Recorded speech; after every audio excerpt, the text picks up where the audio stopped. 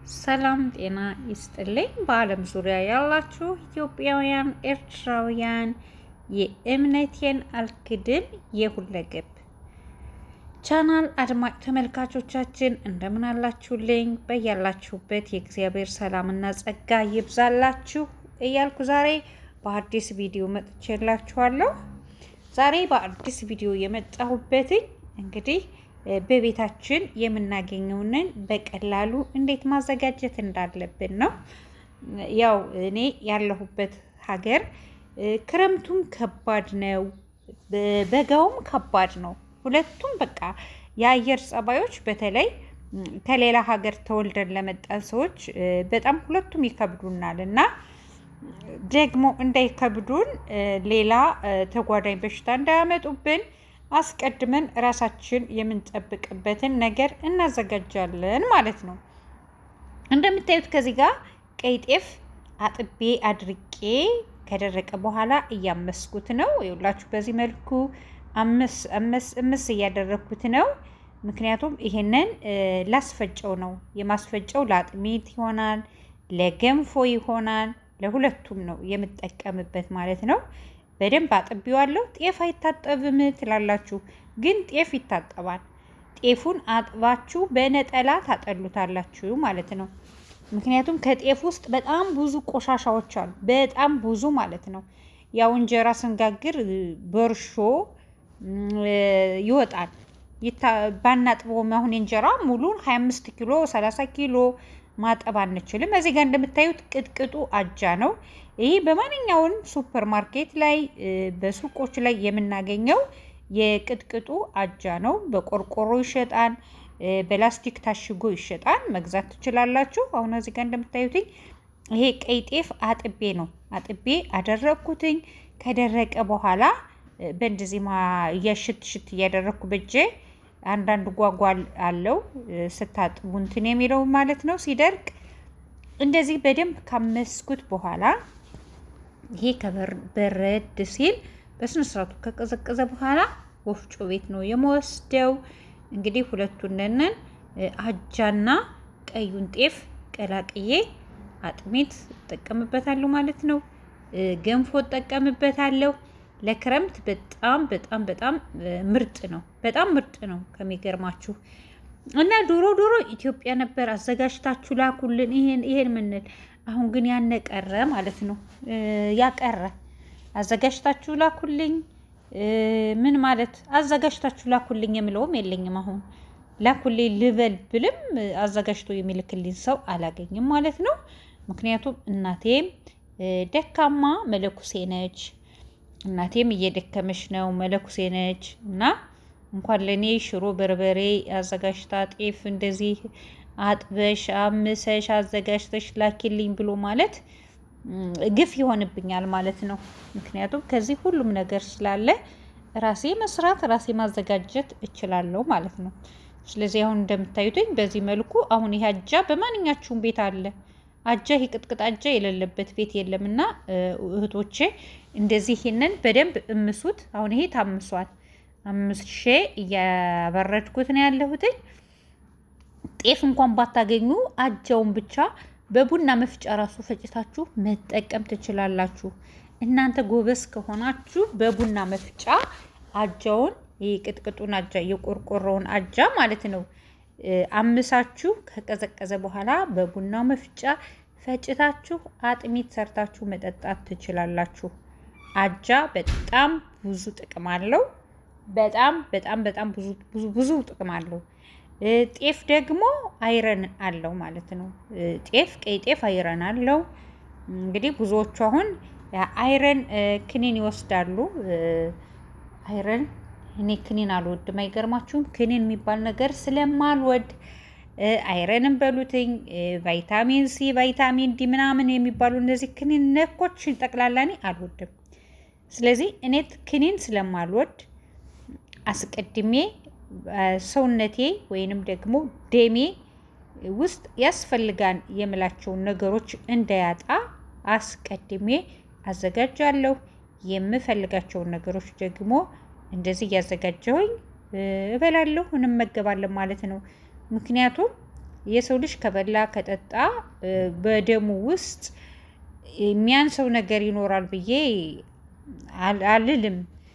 ምክንያቱም አመጋገባችን ካሳመርን አመጋገባችንን በትክክሉ ከተመገብን ከብዙ በሽታ እንዳንጠቃ ይረዳናል ብዬ ነው የማስበው ማለት ነው።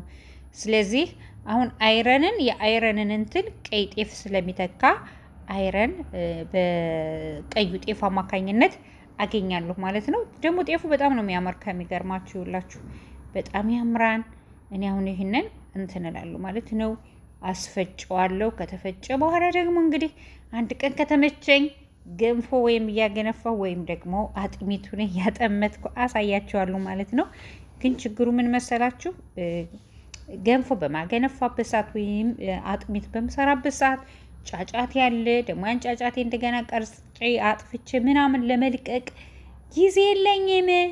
በጣም ቢዚ ነኝ። እግዚአብሔር ይመስገን እንኳን ቢዚ ሆንኩ። ልጆቼ እያደጉ መጥተዋን፣ እየጎረመሱ መጥተዋን። እንደ ድሮ ዝም በሉ ቪዲዮ ልሰራ ነው፣ ዝም በሉ ይሄን ላደርግ ነው ቢባሉም አይሰሙም ማለት ነው። ስለዚህ ያው ራሳቸውም እያደጉ ስለሆነ ለራሳቸው መኖርን ለራሳቸው ጓደኞቻቸው ጋር መጫወት ስለሚፈልጉ እሺ አይሉም ማለት ነው። እና ጤፉ እንዴት አያችሁት? በጣም ያምራና በቃ ፍሬው ራሱ በጣም ነው የሚያምር። የዳጉሳ እንትን ፍሬ ነው የሚመስለውና ጤፉ በዚህ አይነት እንግዲህ እያባረድኩት ነው የምገኝ። ከዚህ ጋር ደግሞ እያመስኩ ነው። ከዚህ ጋር ደግሞ አጃ አለን ማለት ነው። አያችሁትኝ? እንደዚህ ያድርጋችሁ ራሳችሁንን በቀላሉ ጠብቁ እህቶቼ ማለት ነው። እንደ ቁጭ ብላችሁ ከዛ ቲክቶክ ላይ ማለት ነው ቲክቶክ ላይ የቂጣችሁ የተቀመጣችሁበት ሱሪያችሁ እስከሚቀደድ ዝም ብላችሁ ከምትቀደዱ ሴትነትን ተማሩ። ከቤታችሁ ባለው ከመዳም ጓዳ ባለው ራሳችሁን ለመጠበቅ ሞክሩ። ኧረ በእናታችሁ እንዲሁ ይቅርባችሁ። ይሄ ቲክቶክ እኮ አሳበዳችሁ። አይገርማችሁ? ቲክቶክ አሳበዳችሁ። ጭራሽ በጣም ብዙዎቹ አሁን ከኢትዮጵያ ተሰደው ለስራ ብለው ሂደው ስራውንን ይተውትና ቁጭ ብለው ከአንድ ቤት ተሰብስበው ታሽገው በቃ ስራቸው ምናቸው ወንድ ብቻ ነው። ወንድ በቲክቶክ መጀናጀን፣ በፌስቡክ መጀናጀን፣ በቴሌግራም መጀናጀን። አቤት እግዚኦ እግዚኦ እግዚኦ ማረነ። እና እናንተ ባካችሁ የተሰደዳችሁበትን ሰራ አድርጋችሁ ወደ ሀገራችሁ ሂዱ። ራሳችሁ እንደዚህ ክረምትን በጋም ጠብቃችሁ። ምክንያቱም እኛ ከስደት ሀገር ተመልሰን ኢትዮጵያ እኮ ብዙዎቻችን ስንገባ 1 አመት እንኳን አንኖርም። ወዲያው ነው እንታመማለን፣ እንሞታለን። ለምን እንደሆነ ታውቃላችሁ? ራሳችሁን አትጠብቁም እንዴ? እስኪ ያቸው እነዚህ ጥቁሮቹ ናይጄሪያዎቹ ምናምኖቹ ምንድን ነው የሚሉ እኛ ከኢትዮጵያዊ ጋር አብረን እንኳን መስራት አንችልም። በቃ አይተኙም። ስራቸውን ሲጨርሱ ቀጥ ብለው ወደ ቴሌፎን ነው የሚሄዱት። አይታጠቡም። ሀምሀማ ነው ምንድን ነው አያደርጉም እያለች ባለፈው ራሱ አንዷ እየተናገረች ነበረ። እኔ እንደሆን አለች ፊሊጲኗ ምንድን ነው ያለች? እኔ ስራዬን ስጨርስ እተጣጠባለሁ፣ ዱዶራንቴን እቀባለሁ፣ ቢጃማዬን እቀይራለሁ፣ በቃፋ እላለሁ። አብራኝ የምትሰራው ኢትዮጵያዊት ግን አለች በቃ እንትን እያለች ስራ ስጨርስ ቴሌፎኗን እዛ ካልጋዋ ላይ ትቀመጣለች። ስትሰራበት በዋለችው ልብስ ሳትታጠብ እስከ ለበሰችው ልብስ ታድራለች። እና እኔ ከኢትዮጵያኖች ጋር መስራት አልፈልግም። እኔ በቃ እንደዚህ ጸዳ ያለ ሰው ነው የምፈልግ እያለች ወጣ ስትናገር ሳይ በፌስቡክ ላይ በጣም ነው ያዘንኩትኝ። ምክንያቱም እኛ ኢትዮጵያኖች እንዴ ያለ ዱዶራንት ንጹሆች ነን። እንኳን ዱዶራንት አይደለም ይቅርና ያለ ዱዶራንት ጽድት ያልነበርን። ግን አሁን ይሄ ቲክቶክ የሚባል ስላበላሻችሁ ወደ ቀልባችሁ ተመለሱ ውዶችዬ ማለት ነው። እንዴ ምን ነካችሁ እንዴ? ሰው ቤት ታረጁ እንዴ? ለምን ታረጃላችሁ? ወጣ በሉና ራሳችሁን የሚመጥን ራሳችሁን የምታገኙበትን ነገር ፈልጉ። ምክንያቱም ደግሞ ስራ አጣችሁ ከአንድ ቤት ስትከማችሁ ጥሩ አይደለም። ከማትፈልጉት ቦታ ትውላላችሁ፣ ከማትፈልጉት ስራ ትገባላችሁ። አንድ ቀን ተጀመራችሁት ያ ስራ ሱስ ነው የሚሆንባችሁ።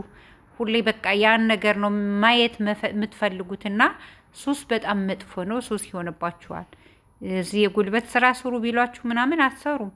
ምክንያቱም እናንተ አሁን የለመዳችሁት ያመቀመጡ ምናምን ስለሆነ ጥሩ አይመጣም እና ራሳችሁን ድብርት ውስጥ እንዳትገቡ ነቃ ነቃ ብላችሁ ራሳችሁን እየጠበቃችሁ ስራችሁን ስሩ። ሀገርና ወገንን ራሳችሁን ለውጣችሁ ሀገር ወገንን ደግሞ እንድትለውጡ ትሆናላችሁ ማለት ነው። እኔ ምክሬ ነው። ሁሌ መክራችኋለሁ እንዴ ያለ ገንዘብ ሳትከፍሉኝ ይሄን ያህል ምክር ከመከርኳችሁ አይበቃችሁም? ውድ ኢትዮጵያውያን ኤርትራውያን የምወዳችሁና የማከብራችሁ ለዛሬ ያስኩት ቪዲዮ ይሄን ይመስላልኝ። አሁን ደግሞ ለአጥሚቱ መባያ ነው የሚባል አጥሚቱን እንዲጥም እንዴት እንደሚያደርግ ለገንፎ ማባያ የሚሆን ደግሞ ተልባ አዘጋጃለሁ ማለት ነው። ተልባውንም እዛው ነው ማስፈጨው በአንድ ላይ እና ተልባውንም ደግሞ እንዴት እንደማዘጋጅ በሌላኛው ቪዲዮ አሳያችኋለሁ ማለት ነው። ውድ ኢትዮጵያውያን ኤርትራውያን በያላችሁበት የእግዚአብሔር ሰላም ጸጋ ይብዛላችሁ። ወጣችሁ ከመቅረት ወጠን ከመቅረት ከድንገተኛ አደጋ ከድንገተኛ መከራ እግዚአብሔር አምላክ ይጠብቀን ይጠብቃችሁ። ሀገራችን ኢትዮጵያ ሰላም ያደርግልን። ያለንበት ሀገርም ሰላም ይሁንልን። በየትኛውም ቦታ ነው በየትኛው ሀገር ላይ ያለንበት ሀገር ሰላም ይሁንልን። ሀገር ሰላም ሲሆን ነው ሰርተን መብላት የምንችለው ወጥተን መግባት የምንችለውና ሰላሙን ይስጥልን ለዓለም ሕዝብ ሁሉ እግዚአብሔር የተመሰገነ ይሁን። ሰላም ሁኑልኝ። ወዳችኋለሁ፣ አከብራችኋለሁ። በሌላ ቪዲዮ እስከምንገናኝ ድረስ ባይ ባይ።